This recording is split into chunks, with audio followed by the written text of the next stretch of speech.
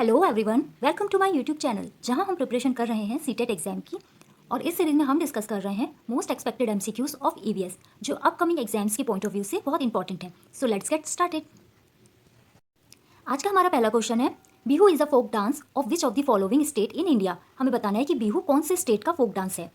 तो देखिए, बिहू जो है वो असम का फोक डांस है और इसको साल में 3 बार सेलिब्रेट किया जाता है। तो यहाँ पे करेक्ट ऑप्शन हो जाएगा option C, Assam. Next question है, to sensitise the students towards environmental issue the teacher can tell them how. यहाँ पे बच्चों को अगर हमें इन्वायरमेंटल इशू के लिए सेंसिटिव करना है, सेंसिटाइज करना है, तो यहाँ पे हमें बताना है कि टीचर को उन्हें क्या चीज़ बतानी चाहिए और किस तरह से बतानी चाहिए। तो देखिए, इन्वायरमेंटल इश्यूज़ के लिए ये इंपॉर्टेंट होता है कि हम उन्हें ये बताएं कि किस तरह से सस्टेनेबल डेवलपमेंट के थ्रू हम अपने इन्वायरमेंट को सेव कर सकते हैं और अपनी प्रेजेंट नीड को फुलफिल कर सकते हैं, उसके साथ साथ अपनी फ्यूचर नीड को भी सेटिस्फाई करेंगे अगर हम सस्टेनेबल डेवलपमेंट पे जाते हैं। तो यहाँ पे हमको नेचर के साथ बैलेंस बनाना बहुत ज़रूरी है। तो यहाँ उनको सिर्फ नीड बताना या फॉसिल्स फ्यूल्स को सेव करना ये इंपॉर्टेंट नहीं होगा, उससे भी कहीं ज़्यादा इंपॉर्टेंट ये होगा कि उनको यहाँ पे बैलेंस बताना या फिर सस्टेनेबल डेवलपमेंट के बारे में बताना। तो यहाँ पे करेक्ट ऑप्शन हो जाएगा option C, it is important to live in balance with nature. Next question है, which is not a biotic factor. यहाँ हमें बताना है कि कौन सा बायोटिक फैक्टर नहीं है। तो सबसे पहले हम समझते हैं कि बायोटिक और ए बायोटिक फैक्टर कौन से होते हैं। बायोटिक फैक्टर को लिविंग थिंग्स भी बोला जाता है, मतलब बायोटिक फैक्टर्स में लिविंग थिंग्स आती हैं जैसे कि प्लांट्स, एनिमल, माइक्रो ऑर्गेनिज्म। वहीं ए बायोटिक फैक्टर्स जो होते हैं उसमें नॉन लिविंग थिंग्स आती हैं जैसे कि soil, light, air, minerals, water, ये सब। तो यहाँ क्वेश्चन में हमको बताना था कि बायोटिक फैक्टर कौन सा नहीं है। तो देखिए, प्लांट्स, एनिमल और माइक्रोब्स ये सब बायोटिक फैक्टर हैं और जो रॉक्स है वो ए बायोटिक फैक्टर है। नेक्स्ट क्वेश्चन है, it is said that science is related to environmental study which of the following statements prove this fact. यहाँ हमें बताना है कि साइंस को बोला जाता है कि वो इन्वायरमेंटल स्टडी से रिलेटेड है। तो इनमें से कौन से स्टेटमेंट हैं जो इस फैक्ट को या इस गिवन स्टेटमेंट को सही प्रूव कर रहे हैं। तो यहाँ देखिए, ऑप्शन सी सही होगा, क्योंकि जहाँ यहाँ पे बताया गया है कि science has bought about terrific benefit to the society at the same time it has affected the environment in both positive and negative way. मतलब साइंस का बेनिफिट है सोसाइटी के लिए और ये दोनों वे में इन्वायरमेंट को अफेक्ट करता है, पॉजिटिव वे में भी और नेगेटिव वे में भी। तो यहाँ पे ऑप्शन सी करेक्ट होगा।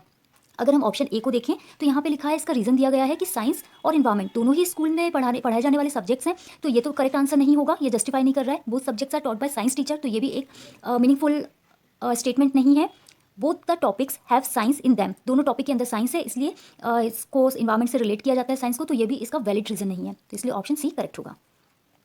नेक्स्ट क्वेश्चन है, Mrs Goyal teaches through experiment and examples in her class, she uses the approach of. यहाँ पे हमें बताना है कि मिसिस गोयल जो टीचर हैं वो एक्सपेरिमेंट और एग्जाम्पल के थ्रू अपनी क्लास में स्टूडेंट्स को टीच करती हैं। तो वो किस तरह की अप्रोच का यूज़ कर रही हैं।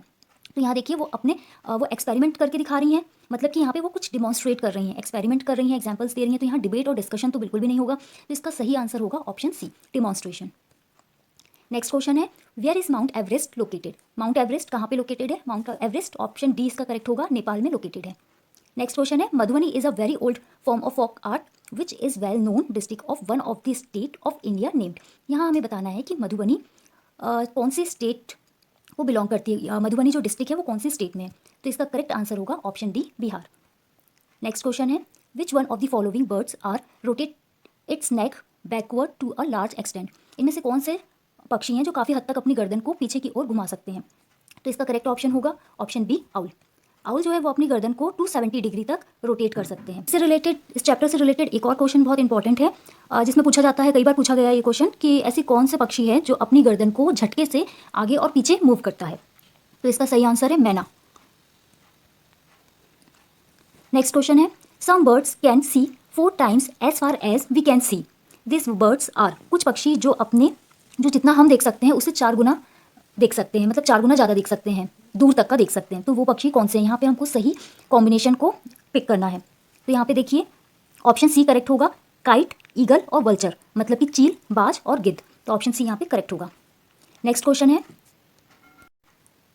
इस क्वेश्चन में पूछा गया है, which of the following is not a sub theme of the syllabus of EVS. EVS की सब थीम इनमें से कौन सी नहीं है। तो सबसे पहले हम देख लेते हैं सब थीम्स और थीम्स कौन सी हैं। देखिए, थीम्स में family and friends, food, water, shelter, travel, think, we make and do, ये सब 6 मेन थीम्स हैं। और सब थीम्स हैं, फैमिली एंड फ्रेंड्स की सब थीम्स हैं relationship, work and play, animal, plants. तो यहाँ पे हमको क्वेश्चन में पूछा गया था कि इनमें से कौन सी सब थीम नहीं है, मतलब कि सब थीम नहीं है, मतलब थीम कौन सी है हमको ये बताना है। तो रिलेशनशिप, वर्क एंड प्ले और एनिमल, ये तीनों सब थीम है फूड जो है वो मेन थीम है, इसलिए यहाँ पे करेक्ट ऑप्शन होगा ऑप्शन 1.